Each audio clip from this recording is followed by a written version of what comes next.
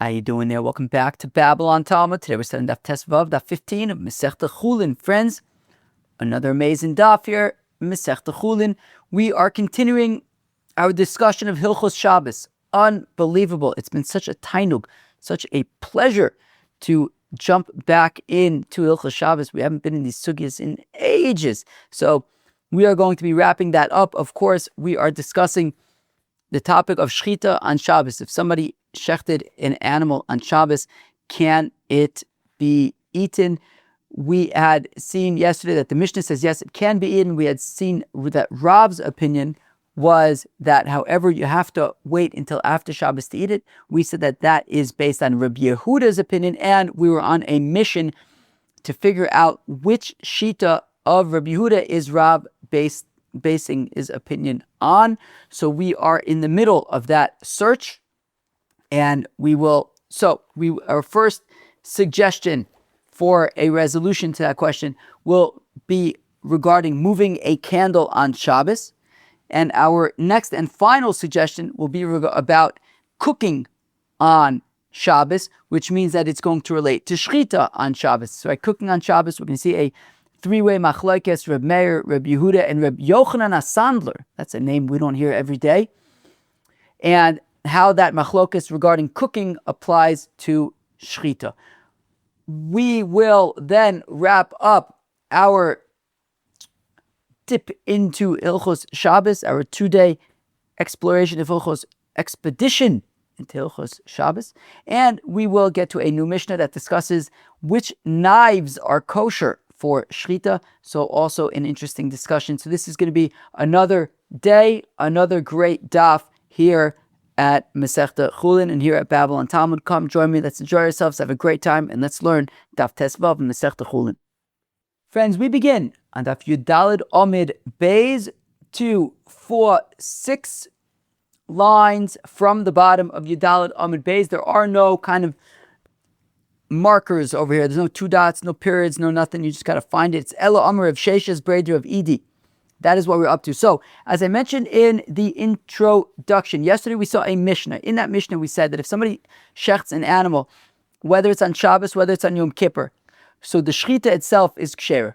Now, Rav Rav Huna said that Rav Chia by Rav had said in the name of his father Rav, that, however, even though the Shechita is kosher, you do need to wait until Motzoi Shabbos. You do have to wait until after Shabbos in order to eat the meat. And in the Beis HaMedrash, in the yeshiva, they said that Shita of Rav, to wait until after Shabbos, is based on the Shita of the Tana Reb Yehuda bar Eloi. Reb Yehuda. So then we were searching around to try to figure out what did Reb Yehuda bar Eloi say that would be the basis for Rab's teaching over here. And we are in the middle of that search. We had talked yesterday about Breira. We had talked about broken vessels. Okay, excuse me. I'm just rolling up my sleeve. I'm going to try rolling up my sleeve a little bit more. See how that feels. That way we can get out of my elbows. All right. Let's see how that goes. I don't know. It feels a little uncomfortable. I might change it back. Here we go. Okay, so we are, as I said, on Daf Yudalid Omid Beis. I think we said 6 lines from the bottom. A new suggestion. El Omer of Sheshes says of Sheshes Brei de Reb Edi. Reb Yehuda de Neiris. It's Reb Yehuda with regard to Neiris, with regard to candles. Who can tell me what a candle is? Who can tell me what a candle is? Obviously, I'm not talking about like a wax candle. Like a I'm talking about a Gemara candle. A Gemara candle is essentially earthenware. It's like a little bowl, essentially, of earthenware. It was on one of the recent Babble on Talmud thumbnails. It is, who knows, maybe I'll pull it up. I don't know. But it's bad. It should be easy enough to just describe. I don't think we need a photo for it. But it's bad. A little ceramic kind of earthenware bowl kaze, and you put some oil in it. You put in a wick in it. You light the wick, and the flame burns so long as there is fuel for it, so long as there is oil to consume. Okay, I'm undoing my latest sleeve roll.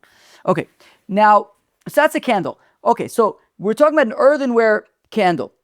So the Sanya Metaltalin Ner Chodosh Avalo Yashon Div Rabbi Yehuda. Rabbi Yehuda's opinion is that when it comes to these earthenware candles, which are these bowls that you fill with oil and put a wick in it and light the wick, so when it comes to these candles, if they are new, if they're brand new, if they've never been used before, so no oil has been put in it, no flames have been lit in it, so then it's besim. It's arguably just a little earthenware bowl. It's never been used as a candle. It's besim, just a little earthenware bowl.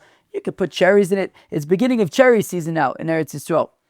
Reb Jonathan Shapiro, our friend Reb Jonathan Shapiro, he's here in Eretz Yisrael now visiting. I mentioned a few times recently. Reb Jonathan, before you leave, you got to go to Shuk Machne Yehuda. It's still early. I haven't bought any of these things yet. I haven't bought cherries yet. I haven't bought watermelons yet. I haven't bought melons yet. I haven't bought figs yet.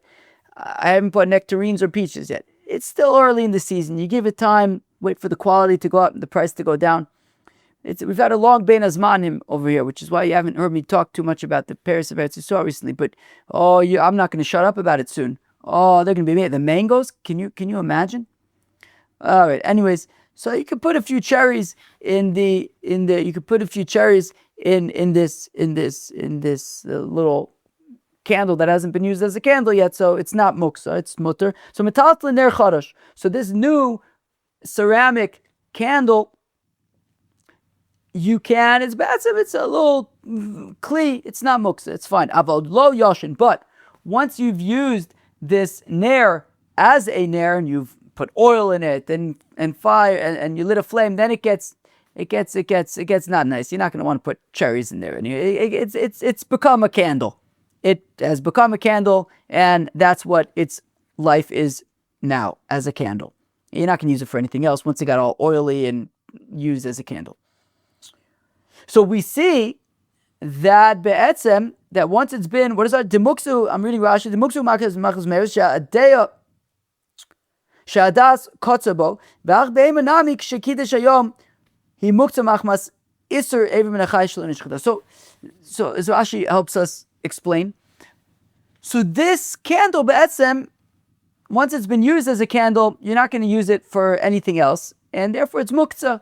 When Shabbos came, you had no plans to use this for cherries or anything like that, because it's a candle. Once it's been used as a candle, it's always going to be a candle. You're not going to use it for anything else. It's muktzah. And similarly, we want to say that this animal, that when Shabbos came in, it was still alive, and therefore it was muktzah because of the isser of Eivur min Achai, right? You wouldn't be able to, you're eating from it while it's alive. It's also Eivur min Achai, so therefore it's also muktzah. So we want to say that, just like Rabbi Yehuda says that the candle is muktzah, so the animal is also muktzah, and therefore if you shecht the animal on Shabbos, even though the shechita may be kosher, it's still muktzah, and you're going to have to wait until after Shabbos.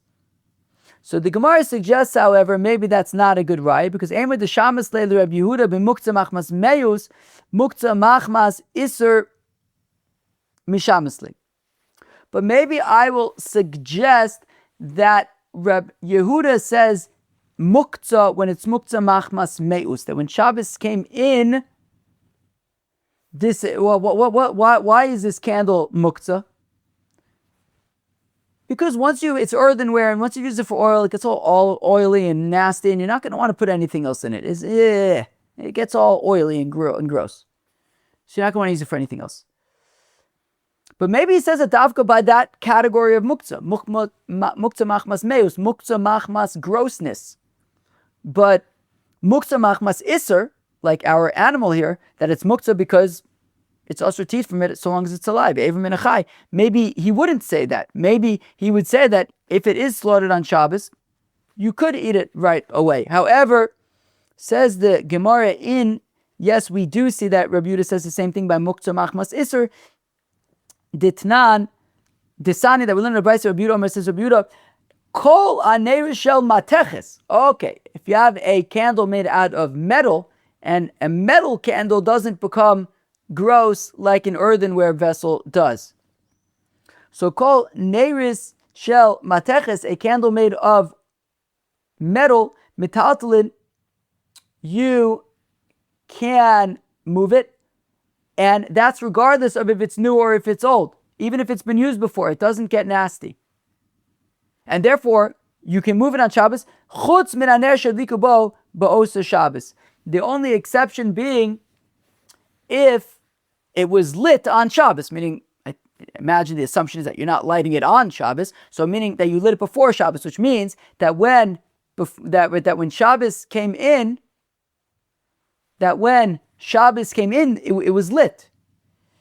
And because when Shabbos came in, it was lit. So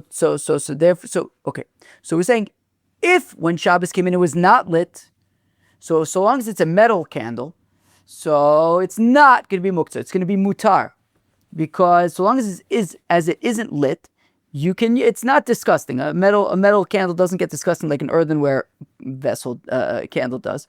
So as long as it's not lit when Shabbos comes in, it's mutar. It's permitted. But Rabbi Yehuda says though that if it is lit if the candle is lit when Shabbos comes in, it's going to be muktzah. Why is it muktzah? Muktzah machmas iser, because when Shabbos came in, it was lit, and it's usher to extinguish it.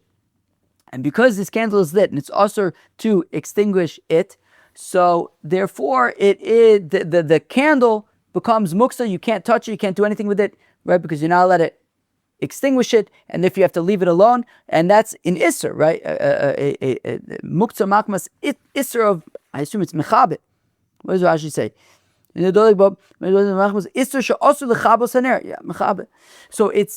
So when Shabbos comes in, it's muktzah machmas Isser mechabe, and we see that Rabbi Yehuda says in that case, when it comes to metal candle, it's muktzah for the whole Shabbos because of the Isser of Mechabe, Muktzah Machmas Isser. So we see that Rabbi Yehuda does say that when something is Muktzah Machmas Isser, it's Muktzah for the whole Shabbos. And therefore, let's say that Rav's opinion is based on this Shita of Rabbi Yehuda. And therefore, this animal, which is also Muktzah Machmas Isser, because it's Ever Min HaChai, is Muktzah for the whole Shabbos. And therefore, even if you slaughter it, you still can't eat the meat because it is Muktzah. But the Gemara says nonetheless, V'dilma Shiny awesome. Do dachile biyadayim. I could still argue that case is nonetheless different, because when you have a candle that you light before Shabbos, you are actively making it muktzah. That when you have a candle made out of metal, in our example, which would not be muktzah, but you made it muktzah. By lighting it, you made it muktzah. Maybe that's the scenario where Rabbi Yehuda says, because you made it muktzah, it's muktzah. But an animal, which you didn't do anything, it's just alive. It just is what it is. You didn't do anything to it. You have an animal, comes Shabbos, it's muktzah because of machmas isser hever min hachai. But in that case where you didn't do anything to make it muktzah, maybe Rabbi Yehuda would say that if you slaughtered it, you would be allowed to eat it even on Shabbos. Okay, and because of that, we go back to the drawing board, and we are still searching. We tried to say that the Shita of Rabbi Yehuda that Rav is going based on is related to whether or not Neiros candles are muktzah on Shabbos. We want to say that since candles in different scenarios are muktzah on Shabbos, therefore our animal is also going to be muktzah on Shabbos. In the end, we said not necessarily. Maybe our animal, which is muktzah machmas isser, and you didn't do anything to make it muktzah, maybe you would be able to eat it after shechita on Shabbos. So back to the drawing board, and after I take a shluck of tea, we will continue drawing on the drawing board. And now we get to the sugya of bishul on Shabbos, of cooking on Shabbos. Here we go. Very interesting. Machlekes Ela Omer Rav Ashi, rather says Rav Ashi, Rabbi Yehuda dimavashul he. The Shita of Rabbi Yehuda, and this is our final suggestion, this is the one that sticks, that Rav's, that when Rav says that this animal cannot be eaten until after Shabbos, and we're saying it's based on Rabbi Yehuda, it's based on Rabbi Yehuda by Bishul di Sanya that we learn in the Brayso Amavashul b'Shabbos, that somebody who cooks on Shabbos, B'Shogeg Yochel, if he cooks by accident on Shabbos, he can eat it even on Shabbos. B'mezid lo yochel, and if he cooked on purpose on Shabbos, intentionally on Shabbos, well then he can't eat it on Shabbos. He's got to wait until after Shabbos. That's whether it's him, that's whether it's his friend. If it's b'shogeg, they can enjoy it on Shabbos, him and his friend, whatever, whether it's him, whether it's his friend, he can enjoy it on Shabbos. If it's on purpose, they got to wait till after Shabbos. So Rabbi Yehuda says, Rabbi Yehuda, b'shogeg, if it was an accident, yochel l'motzoi Shabbos.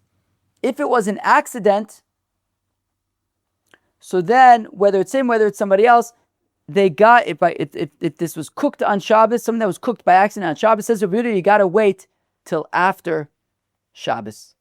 Gotta wait till after Shabbos. And we're just before we go on, we're gonna say that just like Rabbi Yehuda says that by cooking, that by bishul, by accident, you gotta wait till after Shabbos. That is the shita that Rav is going based on. That if one slaughters an animal on Shabbos by accident, maybe didn't realize it was Shabbos, whatever it might be, he slaughters an animal by accident on Shabbos, so Rabbi Yehuda would say the same thing, that you gotta wait until after Shabbos. Now, the Mishnah had said that it's because you're chayiv misa. Why would you be chayiv misa by shogeg? The Gemara is going to ask that soon. But this is the shita of Rabbi Yehuda that we're going based on. Just like by bishul, Rabbi Yehuda says that b'shogeg you got to wait till after Shabbos. So here also in our Mishnah, if one slaughters b'shogeg, he's got to wait till after Shabbos to eat it, whether him or whether somebody else. B'mezid, continues Rabbi Yehuda, if one cooks on purpose on Shabbos, lo yoichal oilamis, he cannot eat from it forever. If he cooked intentionally on Shabbos, the halacha is he's not allowed to eat from whatever he cooked forever. However, Rashi points out other people may eat after Shabbos. Rabbi Yochanan HaSandler says, Rabbi Yochanan HaSandler, b'shoigeg, if it was by accident, yochal l'motzai Shabbos, ye'ochal l'motzai Shabbos la'acherim v'lo lo. Now, Rabbi Yochanan HaSandler says that if it was an accident on Shabbos, so then on Motzai Shabbos, others can eat it, but he can't. B'mezid, if it was on purpose, lo yochal oilamis lo v'lo la'acherim, and if it was on purpose, so then nobody can eat it forever. Not him, not anybody else. Tosfos points out that if you think about the three different opinions, basically the more lenient opinion of Reb Meir, the more lenient opinion of Reb Meir is the more stringent opinion of Reb Meir is the more lenient opinion of Rabbi Yehuda. The more stringent opinion of Rabbi Yehuda is the more lenient opinion of Rabbi Yochanan HaSandler. Right? Meaning, essentially, the shogeg of Reb Meir is the mezid of Reb Meir is the shogeg of Rabbi Yehuda. The mezid of Rabbi Yehuda is the shogeg of Rabbi Yochanan HaSandler. So, be'etzem, in practical terms, Reb Meir had said that b'mezid you got to wait till after Shabbos. Rabbi Yehuda says b'shogeg you got to wait till after Shabbos. Rabbi Yehuda says that b'mezid he can never eat it, but others can. Rabbi Yochanan HaSandler says that b'shogeg he can never eat it, but others can. Anyways, fine. Just to kind of see how the different shittas fit in with each other. Now, okay, Givaldik. So now the Gemara he asks, V'nukma b'mezid Reb Meir. So the Gemara asks, why are we assuming that Rab is going based on the shita of Rabbi Yehuda here? That Rabbi Yehuda says that b'shogeg you got to wait till after Shabbos. Why not say that it's based on Reb Meir, who says that b'mezid you got to wait till after Shabbos? So why not say that instead of saying that our Mishnah, when somebody slaughters on Shabbos, it's kosher, but you got to wait till after Shabbos? Why are we saying that is the opinion of Reb Yehuda, and we're saying that the Mishnah is where he slaughtered by accident on Shabbos, and we got to wait till Motzei Shabbos? Why not say it's Reb Meir and say it's a situation where he slaughtered on purpose on Shabbos, and he's got to wait till after Shabbos? Because in our Mishnah we mentioned Shabbos, but we also mentioned Yom Kippur. Just like on Yom Kippur, it makes no difference if you slaughtered the animal on purpose or by accident. You obviously can't eat it because it's Yom Kippur.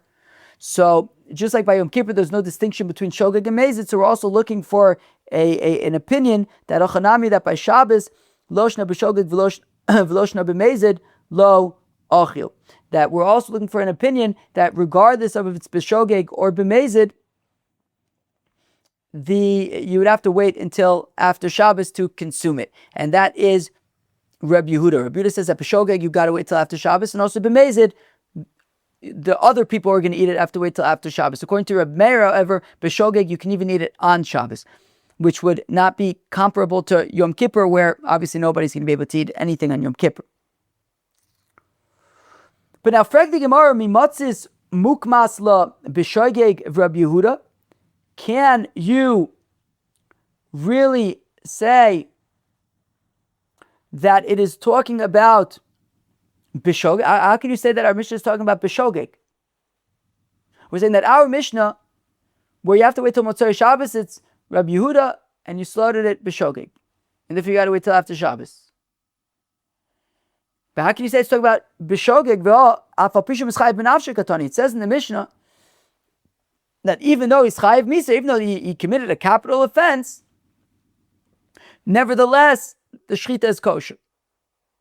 But if it's Bishogeg, it's not a capital, you're not Chayiv Misa for that. Hachikam, this is what it's saying.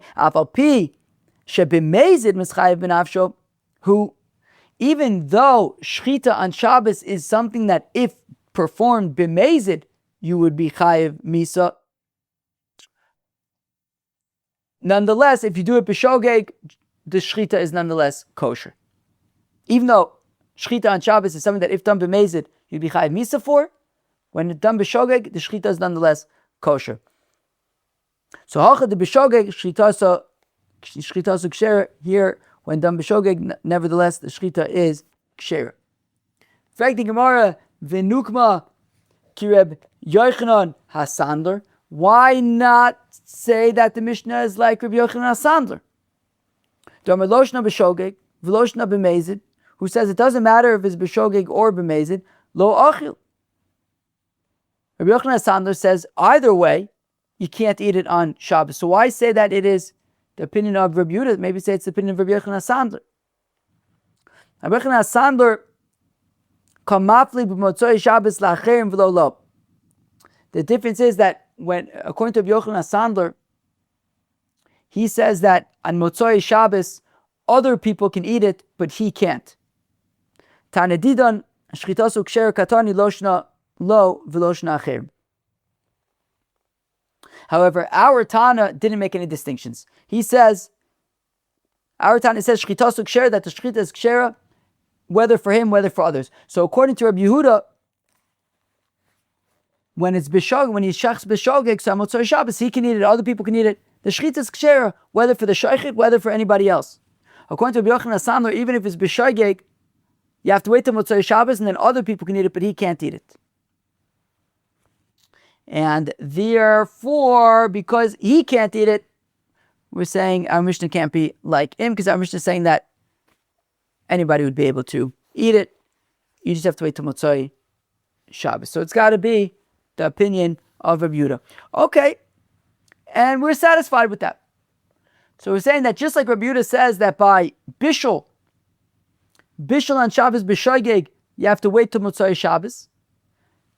The same thing by Shechita, we're going to say that if one shechts b'shogeg on Shabbos, you wait till Motzei Shabbos to eat it. Givaldig. And that's the Shita of Rabbi Yehuda that Rav is going based on. Tanitane kame de Rav, a Tane was teaching before Rav. Hamevashol b'Shabbos b'shogeg yoichel b'mezid lo yochel. That somebody who cooks on Shabbos, by accident, he can eat it even on Shabbos. On purpose, he's got to wait till Motzei Shabbos, umashtik le Rav, and Rav silenced him. My time of mashtik le. How come Rav silenced this Tana? This sounds like he was a kind of a yeshiva bocher. Well, why did Rav silence this yeshiva bocher?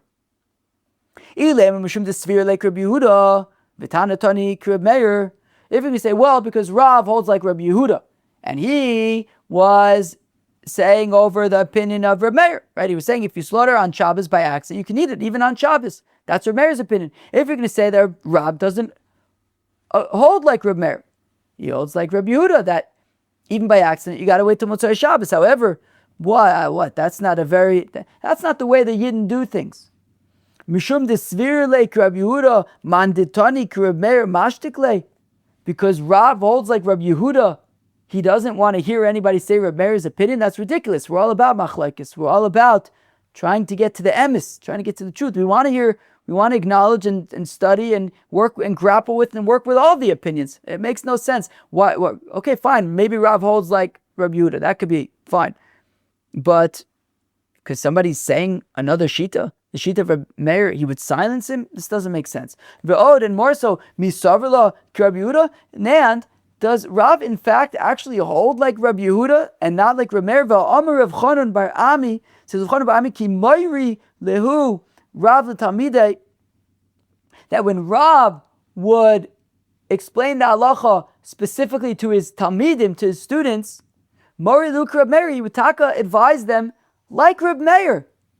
V'chidarish bepirka, but when he would be giving a halacha share to a broader platform, Darish ki Rabbi Yehuda mishum ami aretz, he would pass like Rabbi Yehuda because of the am aretz. Meaning, when Rav was advising his students, Talmidei Chachamim Yarei Shamayim, he would advise like Reb Meir that if you cook by accident on Shabbos, you can eat it on Shabbos. When he was giving halacha share to a broader audience that could include Ami Haaretz, people who he would think twice about being too lenient, being more makel towards.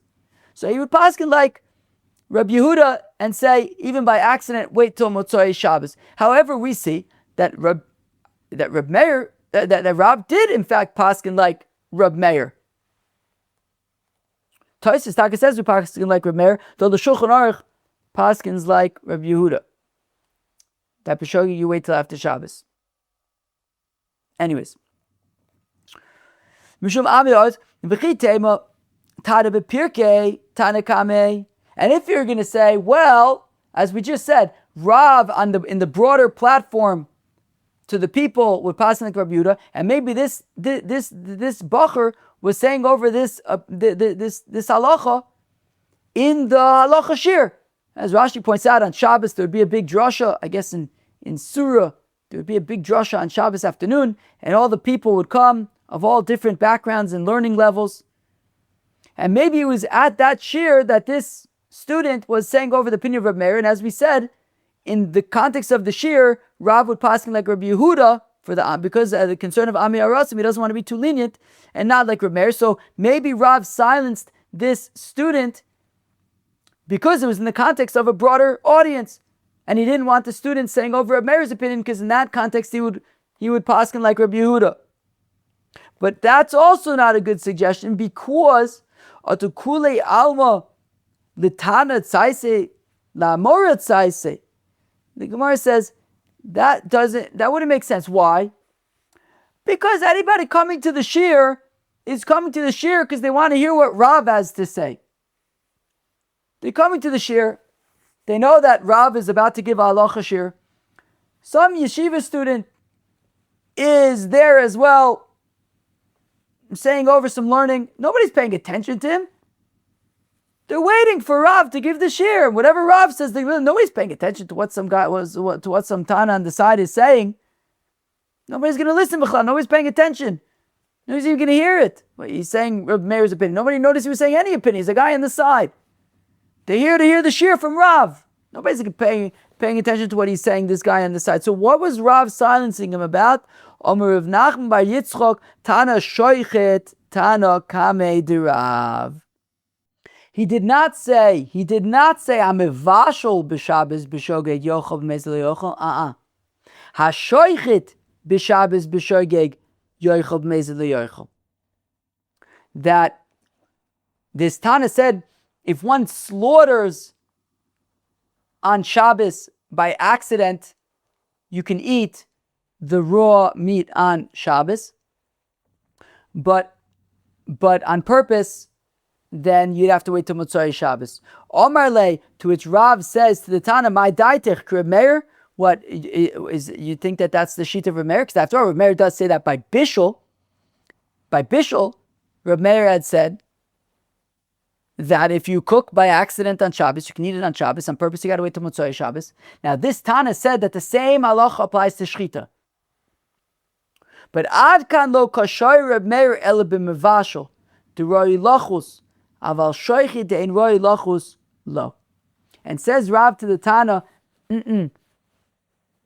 Reb Meir's Shita by Bishul does not carry over to Shechita. Now, we're about to ask in a minute, but didn't we say that Reb Yehuda's Shita does carry over from Bishul to Shechita, which is how we're dafka explaining our Mishnah? We'll get there in a minute. Let's talk about Reb Meir's Shita for a second. Says Rav that Reb Meir's Shita from Bishul doesn't carry over to Shechita. Reb Meir had said that by Bishul, if one cooks on Shabbos, let's assume he's cooking meat. If one cooks meat on Shabbos by accident, he can eat it on Shabbos. Why? Because the meat was not muktzah. Because the meat, right, we're talking about he's cooking it. It was already slaughtered. We're talking about just meat. We're not talking about slaughtering. We're talking about cooking meat on Shabbos. That meat, technically, you can eat it raw. Technically, you could have eaten it raw. So because technically you could have eaten it raw, so even when you cook it, so if you cooked it by accident, okay, you can eat it on Shabbos. But Shechita is different. Shechita, you couldn't eat the animal. It was Ever Menachai when it was alive. It was Muktzah. When Shabbos came in, this animal was alive. It was Muktzah. Ever Menachai, Osir. So even if you slaughter it on Shabbos, even though you might not be Chai for the Shechita, and even though, right, if you slaughter it on Shabbos B'Shogeg by accident, in principle, since it was B'Shogeg, in principle you should be able to eat it because it's B'Shogeg, but you still have to worry about Muktzah. That's right. Muktzah is still, we can't forget about Muktzah. And this animal is Muktzah because when Shabbos came in, it was still alive. So therefore, Rav says to this Tana that at least the Shita of Reb Meir, the halacha doesn't carry over from Bishul to Shechita, because by Shechita there's a new factor here, there's a new element here which isn't by Bishul, which is that by Shechita we have to be concerned about Muktzah. We have to be concerned about the fact that when Shabbos came in, this animal was still alive and could not be eaten. So even after Shechita, the meat remains Muktzah. But Viha Masnisin de Shaychit who, but one second, but our whole explanation of our Mishnah being about Shechita, and Rav says you got to wait till Motzai Shabbos, and we said that's like that's the Shita of Rabbi Yehuda. We said which Shita of Rabbi Yehuda? Rabbi Yehuda by Bishul. That was the whole point, that we carried over Bishul to Shechita, which is how we explained our Mishnah. V'amasnis in our Mishnah, the Shaychitu, which is talking about Shechita. V'am Ravuna, and said Ravuna, there's Chia bar Rab Mishmei de Rab, that Chia bar Rab said the name of his father Rab, Asura b'achila liyoma, you have to wait till the Motzai Shabbos, you can't eat it that day. V'naz m'chavar l'mimur Rabbi Yehuda, and we said that that's based on the Shita of Rabbi Yehuda. And we had a whole mission yesterday. We had a whole intense daf, breira, shivrei kelim. Also, we looked, if I'm not mistaken, to basically 4 different sugyas to try to figure out what shita of Rabbi Yehuda. We finally resolved and landed on the shita of Rabbi Yehuda when it comes to bishul. And now you're telling me that bishul doesn't carry over to shechita because we're worried about muktzah? Right? Rabbi Yehuda. Reb Meir Shari, but we should say that Reb Meir would say, or we say that our Mishnah by Shechita is Dafka Reb Yehuda, but Reb Meir would say it's mutter. So Kishai Reb Meir, meaning when it's B'Shai on Shabbos. So Kishai Reb Meir, listen up, friends. Kigon Shai Lo Chola Mi Ba'od Yom. Very, very interesting. It's talking about where there was a Chola Mi Ba'od Yom. There was a Chola. There was a sick person in the house. A sick person who's pikuach nefesh, and that you might have to slaughter an animal for the sick person on Shabbos. Now it would be okay, it's pikuach nefesh, it's docha Shabbos. So because there was a sick person in the house, so it's not muksa, because going into Shabbos, you knew that you may have to slaughter this animal on Shabbos for the sake of this sick person in your house. So therefore it's not muksa. Okay, let's go weiter. If that's the case, my time with Rabbi Yehuda, the Osir, then why would we say that? Then why would Rabbi Yehuda? Why are we saying that Rabbi Yehuda then would say that it is Osir to eat it? Even if it's right, where are we? Even b'mezid, right? If we have a sick person in the house, b'koch nefesh, Rabbi Yehuda would say even on purpose you could to save a person's life, you could do it even on purpose. So kigon she'aya lo chole behivri. Okay. It's talking about the following scenario. This is the scenario where Reb Meir would say that b'shoigeg you can eat the shechita on Shabbos. If you had somebody, if a person had somebody in their household who was sick, and they might need to slaughter an animal to feed the person, and it's pikuach nefesh on Shabbos. So going into Shabbos, going into Shabbos, you knew that you might have to slaughter this animal, so it's not muktzah. So there's no issue of muktzah. And then Baruch Hashem, Shabbos did its magic. Mamish, he woke up the next morning a new man. Our sick person who we thought we might have to shecht an animal for them on Shabbos to save their life, mamish, full recovery, is no longer sick. Givaldi. And now by accident, somebody in the household slaughtered an animal by accident. Clearly there was a lot going on. Sick person, he didn't realize it was Shabbos, whatever it is, he slaughtered an animal by accident. In that case, Reb Meir would say that since it was by accident, you can eat it on Shabbos because it's not muktzah. Because since there was when Shabbos came in, there was a sick person in the house, so you knew that you might have to slaughter this animal. So the animal is not muktzah because you knew you might have to be slaughtering it on Shabbos, so it's not muktzah. The sick person was healed, so you're not allowed to slaughter for him anymore. Right? By Shabbos morning, he was healed. You're not allowed to slaughter anymore. By accident, you slaughtered it though. So in that case, Reb Meir would say that since it's by accident, you can eat it. However, absent a sick person in the house, you do have to be concerned about muktzah. V'chiyada Omar Rav Acha bar Ada Omar Rab v'Amrila Omar Reb Yitzchak bar Ada Omar Rab Hashoichet lechoyle b'Shabbos Osir libari, that if a person slaughters for a choyle on Shabbos, and as Rashi points out, shenechla b'yom HaShabbos, that he became, right, so Hashoichet lechoyle b'Shabbos, that it's lechoyle b'Shabbos, so if a person became sick on Shabbos, and mamish was pikuach nefesh, you had to slaughter an animal on Shabbos. So also lebari, so a healthy person would be unable to eat even the raw meat. We're not talking about bishul, and now we're talking about shechita. Bishul is all a different story now. But we're not talking about bishul. We're talking about shechita. So if a person got sick on Shabbos, and they had to slaughter an animal to feed him, so a healthy person would be unable to eat even the raw meat from that animal,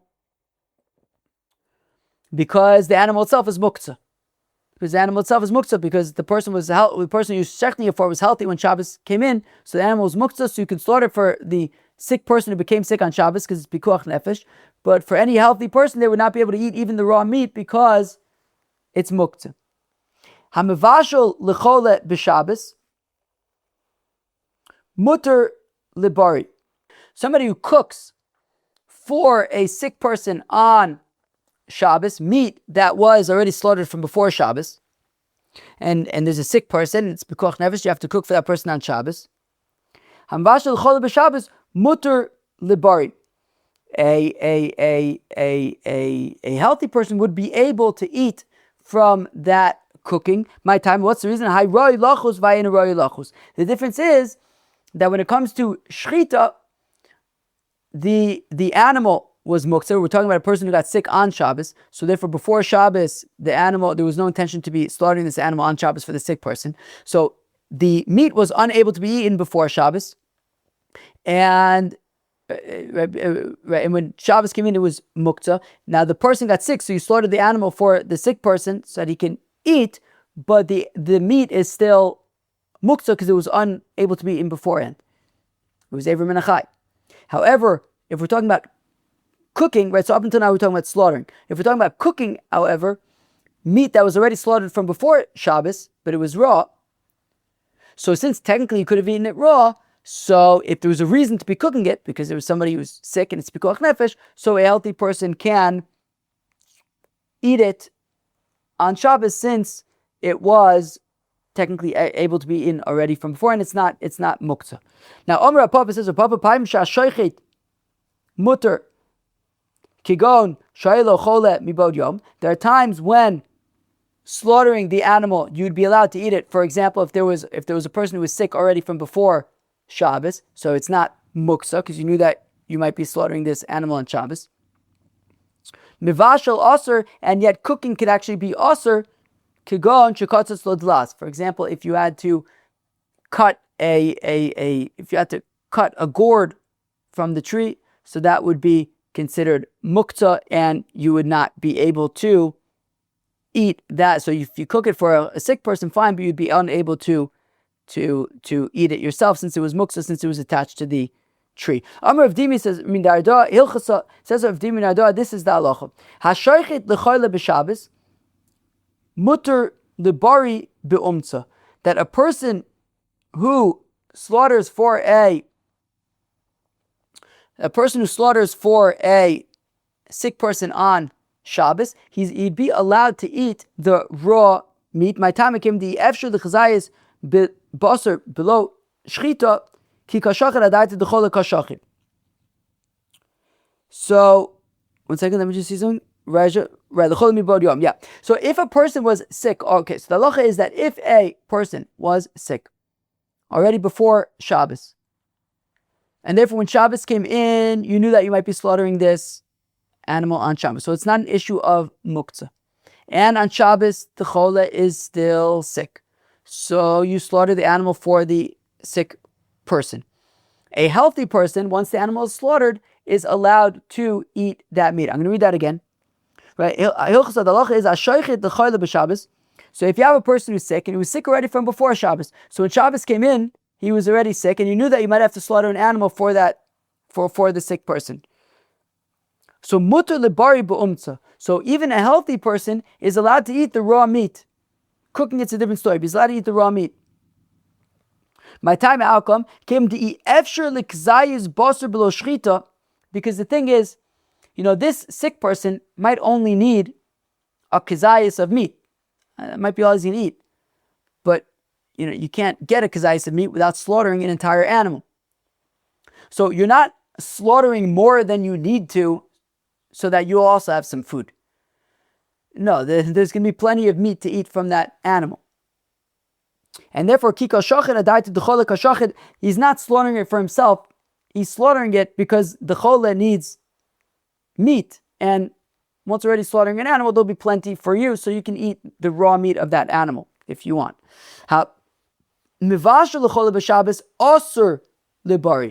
However, if there's a sick person in the house and you're cooking for that sick person, unlike we said earlier, a healthy person would not be allowed to eat that cooking, out of concern that you might then, cooking you might increase. Right? If already you're cooking for the sick person, you might say, oh, well, once I'm already cooking for the sick person, let me just add a little bit more for myself. So there we say, okay, you can't eat that out of concern that you might be adding more for yourself. In terms of eating the raw meat from the shechita, there's going to be plenty of meat regardless. Even if you just slaughter for the sick person, there's going to be plenty of extra. So the assumption is that you're slaughtering for the sick person, not for yourself. But by the cooking, you might actually add some more so that there's enough for yourself. So there we say, don't eat the cooking. Wow. Okay, that got really really detailed at the end. But okay. And now we get to a new Mishnah, and we are going to discuss kosher shechita knives. Says the new Mishnah, "Shoichet b'magal yad b'tzor v'kane shechita so ksher." A person who slaughters with a hand sickle. Now, a hand sickle, apparently, I don't know. I tried to search, online for hand sickles. I don't know. I don't think I found what I was looking for. Apparently, what we're describing is something that has two blades. One of them is serrated, which is problematic, but the other is a smooth blade, which is good. Bitzor, or with a flint, a sharpened flint. Uvikana, or a sharpened reed. Shchita sukshera, the shchita is kosher. Hakol shaychetin, everything slaughters. We're going to have to, I haven't gotten there in the Gemara yet, we're going to have to figure out what that means.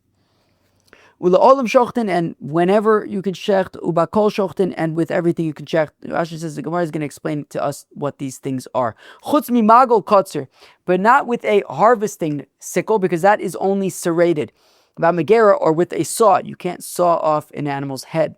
Ba'shinayim, if you have like an animal's jaw that has sharp teeth in it, you can't slaughter with that. Ba'tziporen, or the claw of an animal while it's still on the animal's body to somehow slice the neck. chonkin because they strangle. Because I think that's somehow related also to like the serration of the knife kind of tearing through the pipes and stuff. So anyways, they're considered to be strangling. You have to use a smooth blade. Says the Gemara, "Hashoichet di'eved lechatchila lo." So the Gemara says, when the Mishnah says hashoichet, one who slaughters, that doesn't sound like we're particularly gung-ho about it, right? One who slaughters is very different than you should slaughter with. No, one who did slaughter with. That sounds b'di'eved. Hashoichet, somebody you slaughtered. It sounds b'di'eved. B'magal yad. Okay, I understand why using the hand sickle would be b'di'eved. Because dilma asi lemebad b'idach gisa. Well, because the hand sickle has a serrated part, which is bad, and a smooth part, which is good.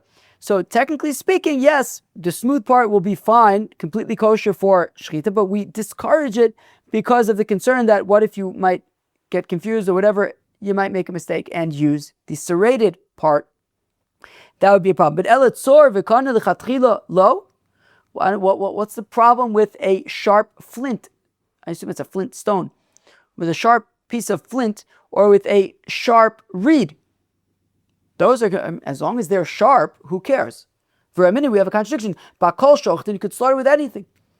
Bein batzor, you can use a flint. Bein b'zchuches, glass. Bein b'kromis, shelkane, or the stem of a reed. So, right, there's bakol. You see, bakol shochtin, and that's the chatchila. Bakol shochtin, use whatever you want for shechita. Not if you slaughtered. No, these are the things you can use. And we include flint. We include reed as lichatchila options. Lo kasha kan b'tolish kan b'mechuber. The Gemara answers, here is the difference. When we're talking about lichatchila, we're talking about bitolush. It's not connected to the ground. It's been disconnected and sharpened really sharply. That's lichatchila. If it is still connected to the ground, however, it's b'di'eved. That's what our Mishnah is talking about, where the flint or the reed is still connected to the ground. That's b'di'eved. The Amr of Kahana says, that we have a brisa that says, that if one slaughters with something that is connected to the ground, Rabbi says 100% posel, Rabbi Chia machshir, and Rabbi Chia says it's kosher. That when Rabbi Chia says that something connected to the ground is kosher, ela b'di'eved aval lechatchila lo, and that's b'di'eved, not lechatchila. So therefore, here's the difference: when it's disconnected from the ground, lechatchila. When it is connected to the ground, we're saying b'di'eved, and that's the shita of Rabbi Chia, who says that when something is connected to the ground, it would still be a kosher shechita, but only b'di'eved. So my kimta ki Rabbi Chia b'di'eved. So 1 second. So if I get you straight, if I get you right, so our Mishnah is the shita of Rabbi Chia, which by the way is funny because you have machlokes Rebbe and Rabbi Chia, and Rebbe, who's the editor of the Mishnah, is passing like Rabbi Chia, which is funny. But akoponim, where the Gemara is at right now is we're suggesting that our Mishnah, which says that using a reed or a flint is kosher b'di'eved, is talking about where it's connected to the ground, or to the ground, or maybe it's like a flint connected to the wall of a cave or something like that, but it's connected to the earth. And we're saying that it's kosher b'di'eved, and that's the shita of Reb Chia. But we have a brisa that says, "Bakol shoichatin bein b'tolish bein b'mechuber." You can slaughter with anything, whether disconnected, whether connected. And this is lechatchila, bakol shochatin. You can use, even lechatchila, a knife or a sharp object that's connected to the ground. So this is lechatchila. Ben shasakin l'mayla v'tzaver ben l'mata, whether the neck of the animal is beneath you and you're slicing from above, ben shasakin l'mata v'tzaver ben l'mayla, or whether the neck of the animal is above and you're slicing upwards. Either way is fine. Money. Whose opinion would it be to say that a sharp object connected to the ground is lichatchila? Lo Rebbe v'lo Reb Chia. It's neither Rebbe nor Reb Chia. I Reb Chia di'eved lichatchila lo. Reb Chia says that when we say it's kosher if it's connected to the ground, that's b'di'evid, not lichatchila. Rebbe di'evid namilo, and Rebbe says it's completely possible. So who's saying that mechuber lekarka, that connected to the ground, is muter lichatchila? So answers the Gemara, la'olam Reb Chia v'afilu lichatchila. Okay, Reb Chia says lichatchila. Reb Chia says that something connected to the ground, okay, 100% good. By the kamiflage b'di'evid. Now in that initial brisa, where we said from Rav Kahana, Shoichet b'mechuber lekarka, Rebbe Pos Reb Chia machshir, the initial brisa quoted by Rav Kahana that says that something that's connected to the ground, Rebbe says completely possible. Reb Chia says kosher, but it sounds like b'di'evid. Lo diach hakocho de Rebbe. That no, really the goal there was not to say that Reb Chia says that it's kosher b'di'evid, but to point out that Rebbe says it's 100% possible. It's even possible b'di'evid. V'lemasnis in dekatoni hashoichet di'evid in lechatchila lo money. But then now who's our Mishnah like? Because we just said that Reb Chia says that when it's mechuber lekarka, it's muter lechatchila. Rebbe says mechuber lekarka is possible even b'di'evid. Our Mishnah is stuck in the middle. Something that's connected to the ground, right? We're talking about the reed, the flint. We're saying it's kosher b'di'evid. We're talking about it's connected to the ground. So we're saying it's kosher when connected to the ground, but only b'di'evid. Rebbe would say possible. Reb Chia would say kosher lechatchila. So lo Rebbe v'lo Reb Chia. Reb Chia, I feel lechatchila. Reb Chia would say even lechatchila you can use something connected to the ground. Rebbe di'evid nami lo. Rebbe said you can't use it at all. So where does our Mishnah fit in? Where we say if it's connected to the ground, it's muter b'di'evid. Okay, look, we're gonna stick with our conclusion that Reb Chia says that connected to the ground is muter lichatchila. Okay, so what about our Mishnah? Rebbe. And our Mishnah that says that mechuber lekarka is kosher b'di'evid is Rebbe. Kasha de Rebbe ad Rebbe. But once it, Rebbe said mechuber lekarka is completely possible. Lo kasha kam b'mechuber meikaro. Okay, if we're talking about something that has always been connected to the ground and was never disconnected, that's possible. Kam b'talo shel v'sof chibro. But if you have something that was disconnected from the ground and then was attached to the ground, it's muter b'di'evid. And how do we know that Rebbe makes such a distinction? The Tanya that we learned in the Brisa, somebody who slaughters with a what's the thing? A disc saw. I'm imagining, like a rotating saw that's like on the ground, and you'll just bring the animal's neck to that disc saw. Shechita sukshera, the shechita is kosher, b'mechuber lekarka, shechita sukshera, and even something that is connected to the ground is kosher. Not sakin bakosel, if you stick a knife into the wall, v'shachat ba, and slaughter with it, shechita sukshera, it is kosher. Hayatzor yotze min hakosel, however, if you have a flint sticking out protruding from the wall, okana olame elav, or a reed that is coming up on its own from the ground, v'shachat bo shchitasu psula, and you slaughter with it, it's possible.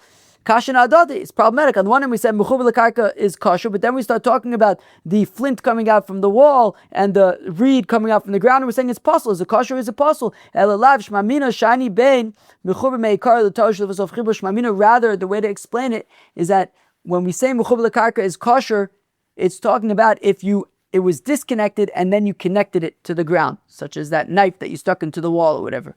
But something that was is connected to the ground and was always connected to the ground. For example, if you have some flint sticking out of it, so a sharp flint sticking out of the wall of a cave or something, that will be possible. So we see, so therefore when it comes to mechuber lekarka, we have the shita of Reb Chia who says that it's kosher lechatchila. We have the shita of Rebbe who says that it's kosher b'di'evid when it was disconnected but then stuck into the wall. And the shita of Rebbe who says that when it was always connected to the wall and never disconnected, then it's completely possible. Rebbe would say that it's completely possible in that case. Friends, that was Daf Tes Vav of Masechta Chullin. On Daf Tes Vav of Masechta Chullin, we covered several important sugyas, several of them relating to Shabbos, to Muktzah, to Bishul, to Shechita, we're gonna do a chazara on that because there was a lot there. We're gonna review it now, and then at the end we got into some halachas about shechita knives. So here we go. We discussed at the beginning moving a candle on Shabbos, specifically lefi the shita of Rabbi Yehuda. Rabbi Yehuda says that if we're talking about an earthenware candle, if it's a new earthenware candle that has never been used with oil or anything, so it's mutter. You can use it, put cherries in it or whatever you want, olives. Used, but if it's been used and it's an earthenware used vessel, and earthenware candles will get, you're not going to want to use it for anything else. It'll get all candly. So then it is muktzah. Now, if it's metal you can clean out and it'll be completely fine. However, if it was lit when Shabbos began, so then it's muktzah machmas iser, because when Shabbos began, it was lit, and therefore you can't move it because you're not allowed to extinguish it or anything. So therefore, that would make it muktzah in that case if it was lit when Shabbos came in. Now, we saw a three-way machlokes when it comes to cooking on Shabbos. Reb Meir says that if you cook on Shabbos b'shogeg, so then it is mutter. If you cook on Shabbos b'shogeg by accident, it's mutter. You can eat it even on Shabbos. Mezid, if you cook on purpose on Shabbos, you can only eat it after Shabbos. Rabbi Yehuda says that, right, so as Tosfos point out, each shita takes the stringent opinion of the lenient opinion of each shita is the same as the stringent of the shita of the one before. So Rabbi Yehuda says that b'shogeg, by accident, it's mutter after Shabbos. If you do it on purpose, it's also for you forever, and mutter for others after Shabbos. Rabbi Yochanan Asanda says b'shogeg, it's also for you forever, and mutter for others after Shabbos. Mezid, it's also for everybody, for everyone. Now, when it comes to shechita on Shabbos, be'etzim it's the same as cooking. However, you do nonetheless have to be concerned about muktzah.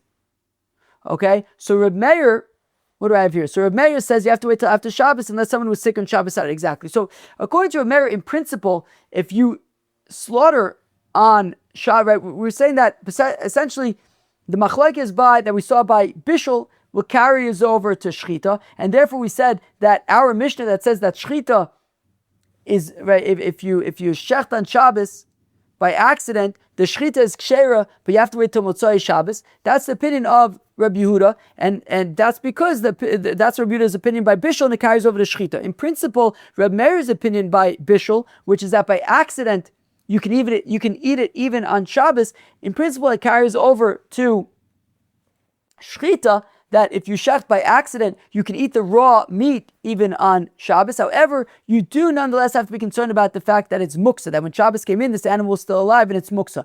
Therefore, the only way that in practice that would carry over is if there was somebody, when Shabbos came in, there was somebody in your house that was sick, and therefore you knew that you might have to slaughter an animal for that sick person on Shabbos, and therefore the animal was not muksa because you knew that you might need to use it for food the next day, for slaughtering the next day. But then the sick person got healed, so there was no reason to be slaughtering it for it anymore, and then by accident you slaughtered it. So since the animal is not muksa and you slaughtered it by accident, you would be able to eat the raw meat on Shabbos. Now at the end there, we got into a different kind of shaila about what's allowed when there is a sick person in the house. So we said that when there is a sick person in the house and you are slaughtering an animal for the sick person, so if the person was already sick from before Shabbos, so the animal was not muksa, you can technically eat the raw meat that was slaughtered. You'd be, for the sick person, if it's talking about pikuach nefesh, you can even cook for the sick person. We'll get to cooking in a second. But if there was a sick person already from the day before and the animal was not muksa and you slaughtered it for the sick person on Shabbos, you can technically eat the raw meat. That would be okay. There's no concern of, well, you might end up shechting more for yourself. No, there'll be plenty of meat on that animal that was slaughtered, and there's no concern about doing extra for yourself, and you can eat that raw meat. However, if we're talking about cooking on Shabbos for a sick person, so then that would not be allowed, since we do have a concern, right? If you're cooking for a sick person on Shabbos, we do have a concern that you might end up cooking more for yourself, and that is not allowed.